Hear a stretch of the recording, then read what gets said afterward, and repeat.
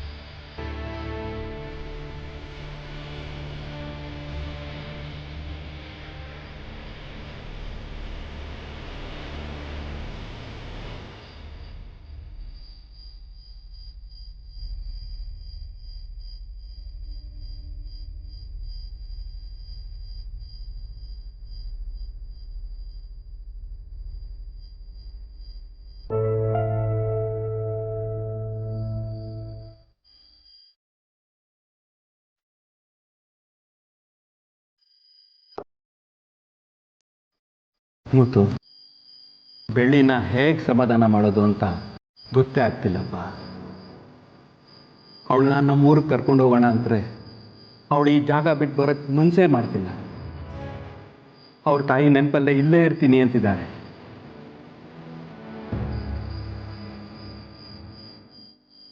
ನನಗೆ ಗೊತ್ತಿರೋ ಹಾಗೆ ಅವಳು ನಿನ್ನ ಮತ್ತು ಅವ್ರ ತಾಯಿ ಮಾತು ಬಿಟ್ಟರೆ ಬೇರೆ ಯಾರ ಮಾತು ಕೇಳೋಳಲ್ಲ. ಅವಳ ಜವಾಬ್ದಾರಿನ ಯಾರಿಗೆ ಕೊಡೋದು ಅನ್ನೋದೇ ಚಿಂತೆ ಆಗ್ಬಿಟ್ಟಿದೆ ನಮಗೆ. ಬೆಳ್ಳಿ ಮುಂಚಿನ ಥರ ಆಗಬೇಕು ಅಂದರೆ ಇನ್ನೂ ಸ್ವಲ್ಪ ಸಮಯ ಬೇಕು. ಅಲ್ಲಿವರೆಗೂ ಬೆಳ್ಳಿ ಜವಾಬ್ದಾರಿ ನಂದು.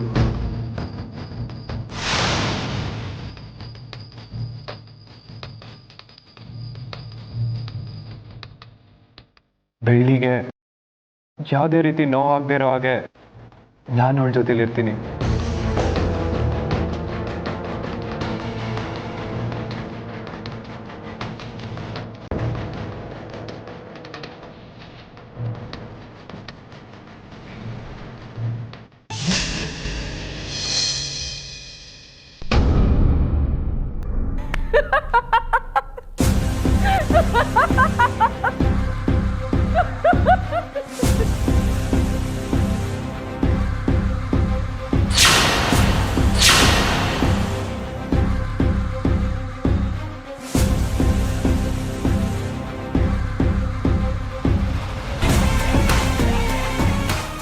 ಮಾಯಾ, ಏನಾಯ್ತು? ಯಾಕೆ ಇಷ್ಟೊಂದು ನಗ್ತಿದ್ಯಾ?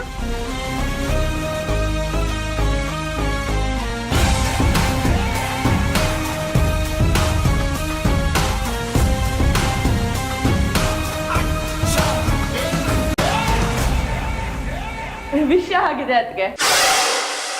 ನಿನ್ನೆ ಮೊನ್ನೆವರೆಗೂ ಶಾಪ ಆಗ್ತಿದ್ದವರು ಇವತ್ತು ದೇವ್ರ ಪಾದ ಸೇರ್ಕೊಂಡ್ರು.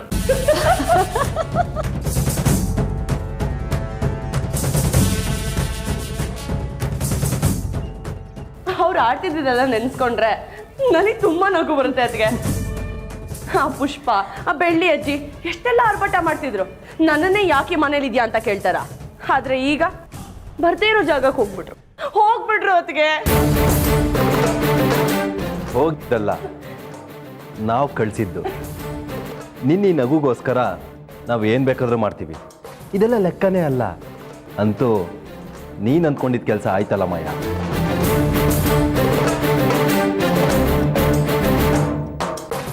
ಇವತ್ತಷ್ಟೇ ಅಲ್ಲ, ಇನ್ಮೇಲಿಂದ ಪ್ರತಿದಿನಾನು ನಂದೆ ಗೆಲ್ತೀನಿ. ನೋಡೋರು ಹೊಟ್ಟೆ ಉರ್ಕೊಂಡು ಸಾಯ್ಬೇಕು, ಹಾಗೆ ಸೋಲಿಸ್ತೀನಿ. ಸೋಲ್ಸಕ್ಕಾಗ್ಲಿಲ್ಲ ಅಂದ್ರೆ ಅವ್ರನ್ನ ಸಾಯಿಸಾದ್ರೂ ನನ್ನ ಕೆಲಸ ನಾನು ನೋಡ್ಕೋತೀನಿ. ನಾನಂತೂ ಆರಾಮಾಗಿರ್ತೀನಿ. ಇನ್ಮೇಲೆ ಇಡೀ ಸಾಮ್ರಾಜ್ಯ ನನ್ನ ಮುಷ್ಟಿಲೇ ನಡಿಬೇಕು.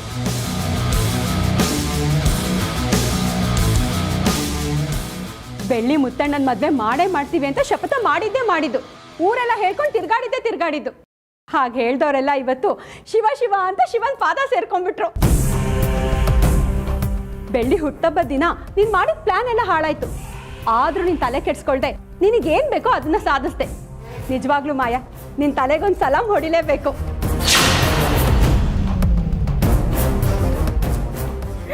ಇದಿನ್ನು ಸ್ಟಾರ್ಟಿಂಗ್ ಅದಕ್ಕೆ.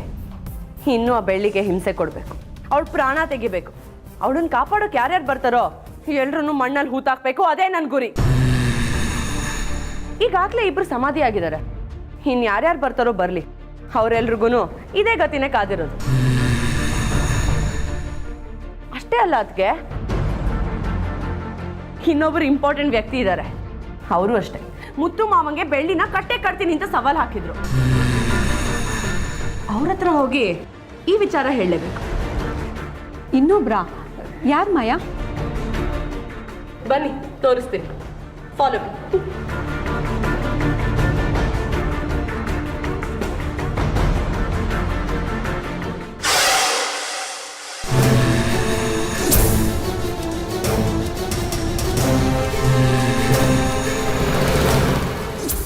ಚಿತ್ರ, ಮಾಜಿ ಮಹಾರಾಣಿ, ಈಗ ಹೇಗೆ ಅನ್ನಿಸ್ತಿದೆ? ನನ್ನನ್ನ ಎದುರಾಕೊಂಡ್ರೆ ಒಂದಲ್ಲ ಒಂದು ರೀತಿಲಿ ನೋವಾಗ್ಲೇಬೇಕು. ಈ ಮಾಯನ್ ವಿರುದ್ಧ ಚಾಲೆಂಜ್ ಮಾಡಿ ಗೆದ್ದವರೇ ಇಲ್ಲ.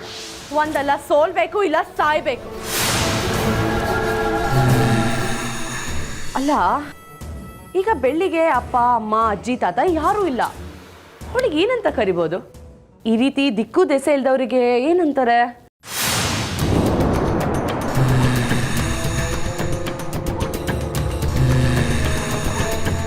ಅನಾಥೆ. ಅನಾಥೆ ಅನ್ಬೋದಲ್ವಾ?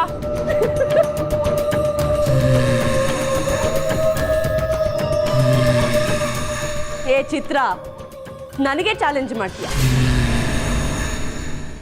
ಈಗ ನೋಡಿದ್ಯಲ್ಲ ಏನಾಯ್ತು ಅಂತ. ನಿನ್ನ ಪ್ರೀತಿಯ ಪುಷ್ಪ ಅಮ್ಮ, ಶಾಂತಜ್ಜಿ ಇಬ್ಬರನ್ನು ಸ್ವರ್ಗಲೋಕ ಕಳಿಸಿದ್ದೀನಿ. ನಿನ್ನನ್ನ ಮಂತ್ರ ಹಾಕ್ಸಿ ಬಂದಿದ್ದೀನಿ. ಇಷ್ಟೇ ಅಲ್ಲ, ನಿಮ್ಮನ್ನ ಯಾರನ್ನು ಸುಮ್ಮನೆ ಬಿಡಲ್ಲ. ಒಬ್ಬೊಬ್ರು ಜಾಗ ಖಾಲಿ ಮಾಡಿಸ್ತೀನಿ.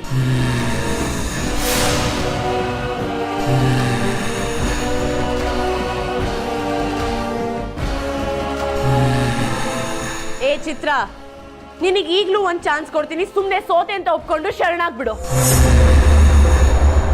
ಇಲ್ಲಾಂದ್ರೆ ತುಂಬಾ ಅನುಭವಿಸ್ಬೇಕಾಗತ್ತೆ. ನಾನು ಕೊಡೋ ಟಾರ್ಚರು ಇದಕ್ಕಿಂತ ತುಂಬಾ ಭಯಂಕರವಾಗಿರುತ್ತೆ. ಒಪ್ಕೊಳಲ್ವಾ? ಒಪ್ಕೊಳಲ್ವಾ? ನೀನ್ ಹಣೆ ಬರದಲ್ಲಿ ಇನ್ನೂ ನೋವು ಪಡ್ಬೇಕು ಅಂತ ಇದ್ರೆ ಅದಕ್ಕೆ ನಾನೇನು ಮಾಡೋಕ್ಕಾಗಲ್ಲ. ಏನಂದೆ? ನೀನ್ ಯಾವಾಗ್ಲೂ ಬೆಳ್ಳಿ ಜೊತೆ ಇರ್ತೀಯಾ? ಯಾವಾಗ್ಲೂ ಬೆಳ್ಳಿ ಜೊತೆ ಇರ್ತೀಯಾ?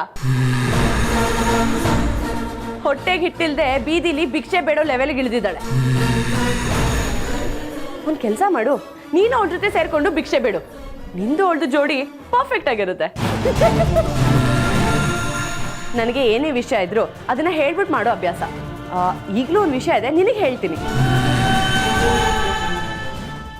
ಬೆಳ್ಳಿನ ಇಷ್ಟಿಷ್ಟೇ ಸಾಯಿಸೋದು ಯಾಕೆ? ಆ ರೀತಿ ಮಾಡಿದ್ರೆ ನಿನಗೂ ಕಷ್ಟ, ನನಗೂ ಕಷ್ಟ. ಅದಕ್ಕೆ ಪೂರ್ತಿಯಾಗಿ ಸಾಯಿಸ್ಬೇಕು ಅಂತ ಡಿಸೈಡ್ ಮಾಡಿದ್ದೀನಿ. ನಿನಗೆ ಓಕೆನಾ? ನಿನಗೆ ಓಕೆನಾ ಹೇಳು.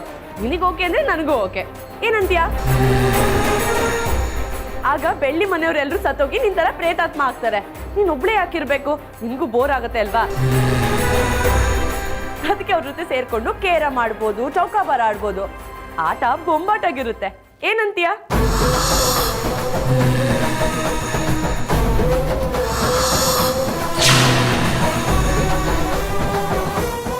ಹೀಗಿರೋದು ಆ ಬೆಳ್ಳಿ ಒಬ್ಳೆ. ಅವಳನ್ನು ಸಾಯಿಸಿದ್ರೆ ನನ್ನ ಮದುವೆಗೆ ಇನ್ಯಾವ ಅಡ್ಡಿನೂ ಇರಲ್ಲ. ಎಲ್ಲ ನಾನು ಹೇಳ್ದಾಗೆ ನಡೆಯುತ್ತೆ, ಎಲ್ಲ ನಾನು ಅನ್ಕೊಂಡಾಗೆ ನಡೆಯುತ್ತೆ.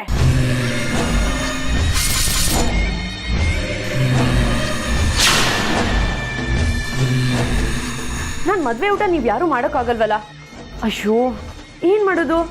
ಹಾ, ನಿಮ್ ಪುಣ್ಯತಿಥಿ ಮಾಡ್ತಾರಲ್ಲ, ಆವತ್ತೇ ನಿಮ್ಮೆಲ್ಲರೂ ಪಿಂಡ ತಂದಿಟ್ಟಿರ್ತೀನಿ, ಬಂದು ತಿನ್ಕೊಂಡು ಹೋಗಿ, ಸರಿನಾ?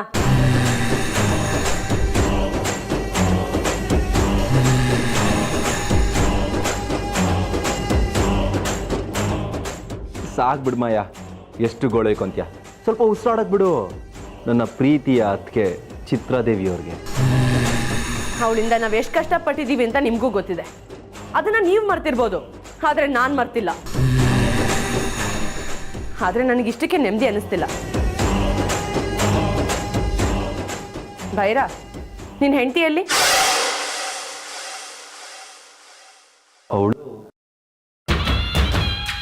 ಅವಳು ಎಲ್ಲಿದ್ದಾಳೆ ಅಂತ ಗೊತ್ತಿಲ್ಲ ಅಂದರೆ ನಾನು ಹೇಳ್ತೀನಿ, ಕೇಳಿಸ್ಕೊ.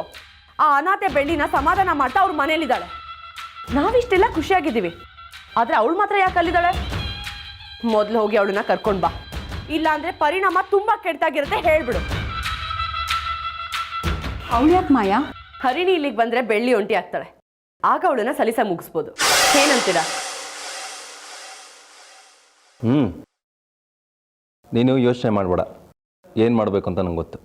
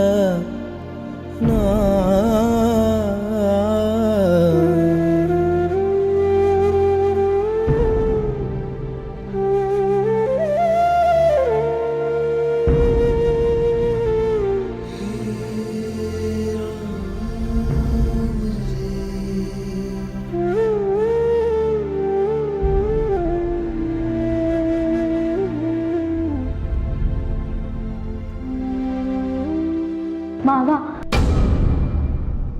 ನಂಗೆ ಇದನ್ನೆಲ್ಲ ನೋಡ್ತಿದ್ರೆ ತುಂಬಾನೇ ಭಯ ಆಗ್ತಿದೆ ಮಾವ. ಬೆಳ್ಳಿಗೆ ಇದಷ್ಟೇ ಅಲ್ಲ, ಇನ್ನು ತುಂಬಾ ನೋವು ಕೊಡೋ ವಿಚಾರ ಬರುತ್ತೇನೋ ಅಂತ ಅನಿಸ್ತಿದೆ. ಇವಳಿಗೆ ಈಗಲೇ ಆಗಿರೋ ನೋವಿಗೆ ತಡ್ಕೊಳಕ್ಕಾಗ್ತಿಲ್ಲ. ಇನ್ನಷ್ಟು ನೋವು ಕೊಟ್ಟರೆ ಅವಳು ಪ್ರಾಣ ಉಳಿಯುತ್ತೆ ಅಂದ್ಕೊಂಡಿದ್ಯಾ?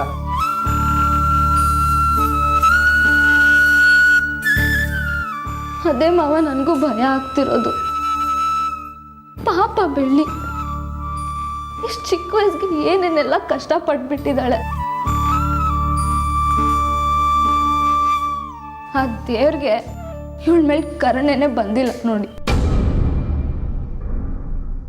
ಆ ದೇವ್ರ ಸಹಾಯಕ್ಕೆ ಬಂದಿಲ್ಲ ಅಂತಂದ್ರೂ ನನ್ನ ಚಿತ್ರಕ್ಕ ಬಂದೇ ಬರ್ತಾರೆ ಅನ್ನೋ ನಂಬಿಕೆನಲ್ಲಿದ್ದೆ ಮಾವ. ಆದ್ರೆ ಅವ್ರು ಬರಲೇ ಇಲ್ಲ.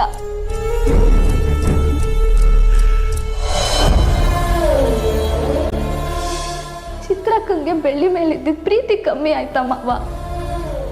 ಯಾಕೆ ಮಾವ ಚಿತ್ರಕ್ಕ ನಮ್ಮಿಂದ ದೂರ ಇದ್ದಾರೆ? ನನಗಂತೂ ಒಂದು ಗೊತ್ತಾಗ್ತಿಲ್ಲ. ಇಲ್ಲಿ ನಡೆಯೋ ವಿಚಾರನ ಯಾರೂ ಬದಲಾಯಿಸೋಕ್ಕಾಗೋದಿಲ್ಲಮ್ಮ. ಪುಷ್ಪ ಮತ್ತೆ ಶಾಂತತೆ ವಿಚಾರದಲ್ಲಿ ಇದೇ ಆಗಿದೆ.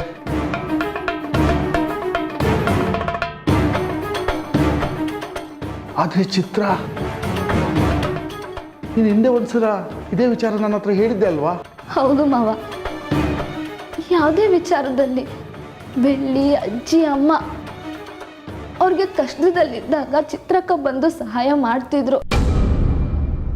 ಆದ್ರೆ ಈ ನಡುವೆ ಎರಡು ಸತಿ ವಿಷಯ ಆದಾಗ ಅವ್ರು ಯಾಕೋ ಬಂದೇ ಇಲ್ಲ. ಮೊದಲನೇದು ಬೆಳ್ಳಿನ ನೋಡೋಕ್ಕೆ ಅಂತ ಗಂಡು ಬಂದಿದ್ರು. ಅವರು ಇವಳು ಚೈನಲ್ಲಿರೋ ಲಾಕೆಟ್ನಲ್ಲಿ ಮುತ್ತು ಮಾವನ ಜೊತೆ ಬೆಳ್ಳಿ ಫೋಟೋನ ನೋಡಿದೆ ಅಂತ ಹೇಳಿದ್ರು. ಆದ್ರೆ ಇದೆಲ್ಲ ಹೇಗಾಯ್ತು ಅಂತ ನನಗೆ ಇದುವರೆಗೂ ಅರ್ಥನೇ ಆಗ್ತಿಲ್ಲ. ಮುತ್ತು ಮಾವ ಬೆಳ್ಳಿ ಮೇಲೆ ತುಂಬಾ ಕೋಪವಾಗಿದ್ರು. ಯಾವಾಗ್ಲೂ ನೆರಳಾಗಿರ್ತಿದ್ದ ಚಿತ್ರಕ್ಕ ಅವತ್ತು ಯಾಕೋ ಬಂದೇ ಇರ್ಲಿಲ್ಲ. ಎರಡನೇ ಸತಿ ಅಂದ್ರೆ ಅಮ್ಮ ಮತ್ತೆ ಅಜ್ಜಿ ಸಾಯ್ಬೇಕಾದ್ರೆ ಕೊನೆ ಪಕ್ಷ ಆದ್ರೂ ತಡಿಯಕ್ ಚಿತ್ರಕ್ಕ ಬರ್ಬೇಕಿತ್ತು. ಆದ್ರೆ ಅವ್ರು ಆಗ್ಲೂ ಬರ್ಲೇ ಇಲ್ಲ. ಇದೆಲ್ಲ ನೋಡ್ತಿದ್ರೆ ಎಲ್ಲ ನಮ್ ಕೈ ಮೀರಿ ಹೋಗ್ಬಿಡುತ್ತೆ ಅಂತ ಅನ್ಸ್ತಿದೆ.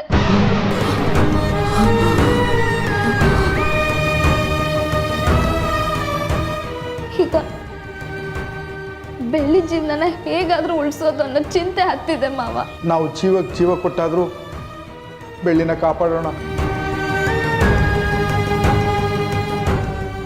ಅವಳಿಗೆ ನಮ್ಮ ಮನೆಯವರು ಯಾರಾದರೂ ತೊಂದರೆ ಕೊಟ್ಟರೆ ಅವ್ರನ್ನ ಜೀವಂತವಾಗಿ ಉಳಿಸಲ್ಲ. ಸತ್ಯ ಸತ್ಯ ಸತ್ಯ.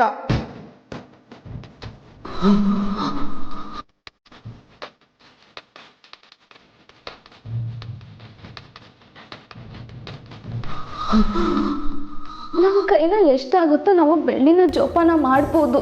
ಆದರೆ ಅದೆಲ್ಲದಕ್ಕೂ ಮೀರಿ ಒಂದು ಶಕ್ತಿ ಬೇಕು ಮಾವ. ಆದರೆ ಅದು ಚಿತ್ರಕ್ಕನೇ ಆಗಿದ್ರೆ ನಮಗೂ ನೆಮ್ಮದಿ ಅಲ್ವಾ ಮಾವ?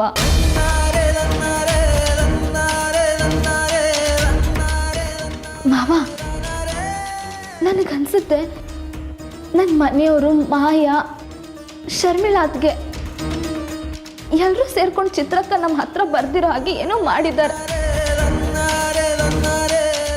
ನಾವು ಹೇಗಾದ್ರೂ ಮಾಡಿ ಚಿತ್ರಕ್ಕನ್ನ ಹೊರಗಡೆ ಕರ್ಕೊಂಡು ಬರಲೇಬೇಕು. ಹೋ, ಏನು ಮಾವ ಮತ್ತೆ ಸೊಸೆ ಇಬ್ರು ತುಂಬ ಯೋಚನೆ ಮಾಡ್ತಾ ಇದ್ದೀರಾ? ಓ, ಹೇಗೆ ಊರನ್ನ ಉದ್ಧಾರ ಮಾಡೋದು ಅಂತನೋ ಅಥವಾ ನಮ್ಮ ಮನೆನ ಹೇಗೆ ಮುಳುಗ್ಸೋದು ಅಂತನಾ? ಏನ್ರಿ ಹಾಗೆ ಮಾತಾಡ್ತಿದ್ದೀರಾ? ಏಯ್, ಮುಚ್ಚೆ ಬಾಯಿ. ಇನ್ನೊಂದು ಮಾತಾಡಿದ್ರು ಸಿಗ್ದಾಕ್ಬಿಡ್ತೀನಿ. ಗಂಡ ಮನೆ ಸಂಸಾರ ಯಾವುದು ಬೇಡ ಅಲ್ವಾ ನಿನಗೆ? ನಾನು ಏನೇ ಮಾಡಕ್ ಹೋದ್ರು ಅದಕ್ಕೆ ಕಲ್ಲಾಕಕ್ ಬರ್ತೀಯಾ?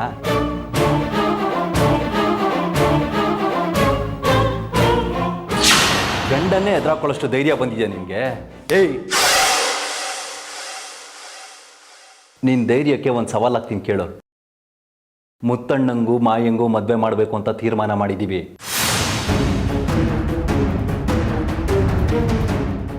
ಏನಾದರೂ ಹೊಸ ನಾಟಕ ಮಾಡಿ ಮದುವೆ ನಿಲ್ಸಕ್ಕೆ ನೋಡಿದ್ರೆ ಮನೆಯಿಂದ ಹೊರಗಡೆ ಹಾಕ್ಬಿಡ್ತೀನಿ.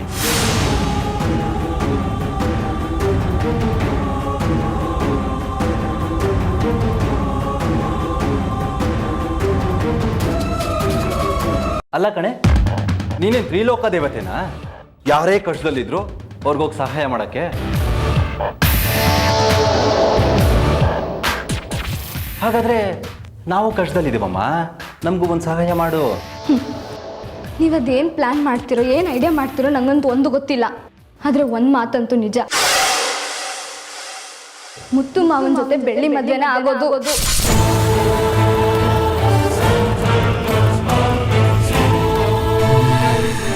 ಅದಕ್ಕೆ ಎಷ್ಟೇ ಕಷ್ಟ ಬಂದರೂ ಸರಿ, ನಾನು ಅದನ್ನು ತಡ್ಕೊಳ್ಳೋಕ್ಕೆ ರೆಡಿ ಇದ್ದೀನಿ.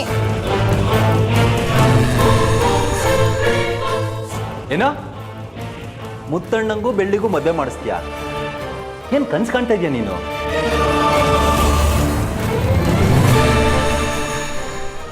ಈಗಾಗಲೇ ಒಬ್ಬೊಬ್ರನ್ನೇ ಸಾಲಾಗಿ ಬಲಿ ತಗೊಂತಾ ಇದ್ದಾಳೆ.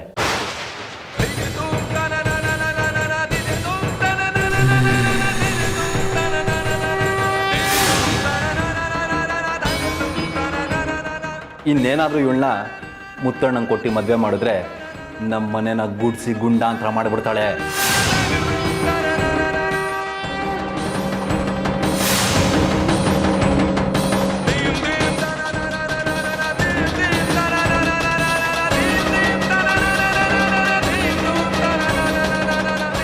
ಹುಡ್ತಾನೆ ಅಪ್ಪನ ತಿನ್ಕೊಂಡು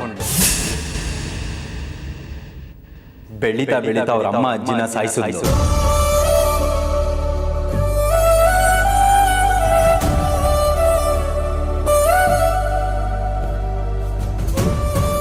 ಇವಳೇನಾದ್ರೂ ನನ್ನ ಮುತ್ತಣ್ಣ ಮದುವೆ ಆದ್ರೆ ನುಂಗ್ಬಿಡ್ತಾಳೆ. ಇಂಥವಳಿಗೆ ಯಾಕೆ ಮದುವೆ?